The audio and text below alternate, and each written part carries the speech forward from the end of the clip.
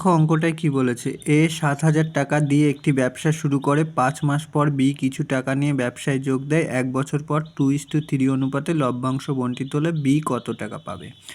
দেখো প্রথমে কি সূত্র আমরা জানি, এ এর মূলধন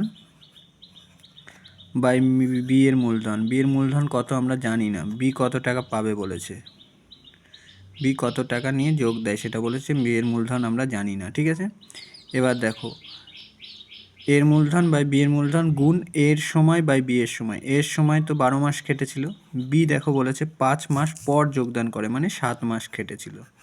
ঠিক আছে, সমান সমান লভ্যাংশের অনুপাত। এর লভ্যাংশ দেখো 2, বি এর লভ্যাংশ হচ্ছে 3। এটা করলে আমাদের বি কত টাকা নিয়ে যোগদান করেছিল সেটা বেরিয়ে যাবে। ঠিক আছে, তাহলে দেখো কাটাকুটি করো, 7 দিয়ে 7 একে 7, 7 1000, 7,000। ঠিক আছে, 2 দিয়ে কাটাকুটি করো, 6 দুগুণে 12। এইদিকে কাটাকুটি যায় না, দেন এইদিকে গুণ হয়ে যায়, 6 1000, 6,000 গুণ 3, 18,000।